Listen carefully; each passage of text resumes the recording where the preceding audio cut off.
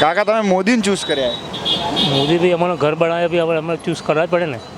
ક્યારે બનાવી આપ્યું? 2017માં નવું પ્રધાનમંત્રી આવાસ યોજના, એટલા માટે મોદી જોઈએ.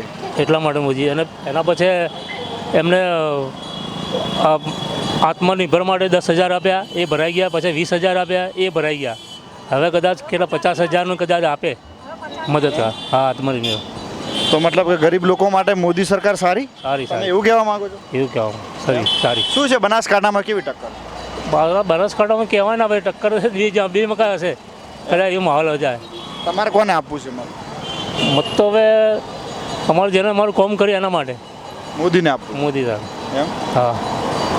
એવો કયો મુદ્દો છે જે બનાસકાંઠા માટે અત્યારે ખૂબ જરૂરી છે વિકાસ થાય એવો? આ નગરપાલિકાને બધું, એ નગરપાલિકાનું કામ બરોબર થતું નહીં. નગરપાલિકામાં હા, મારે ગટર બટર ભરાઈ ગઈ છે બરોબર. ગટર કોઈ કાઢવા નહીં આવતું બરોબર. મારા ઘરના બાજુમાં ગટર ઢંકાયેલી છે અને ગટર કોઈ કાઢવા આવતું નહીં. હું 2-3 વખત મેં વાત કરી આ લોકોને. જ્ઞાનીબેન ઠાકોર જીતે છે એવો માહોલ બનાવ્યો છે ને એમનો દાવા છે કે હું રેખાબેન ચૌધરીને ટક્કર આપીશ. શું કહેવું આપનું? એવું લાગે વાતાવરણ, એવું લાગે. હા, એવું વાતાવરણ લાગે, બધા એવું જ કહે. એવું? હા. રાહુલ ગાંધી વિશે શું કહેશો? એના બારામાં કશું કહેવા જેવું નહીં. કેમ? રાહુલ ગાંધી કોંગ્રેસનો લીડર છે, સોનિયા ગાંધીનો પુત્ર છે. નથી લીડર બરોબર. કેમ? મેન લીડર બરોબર નથી.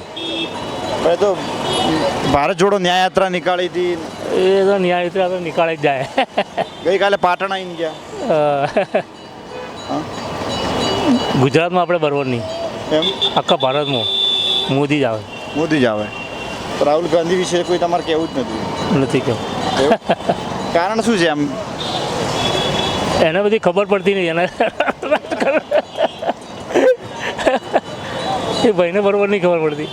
એવું? હા.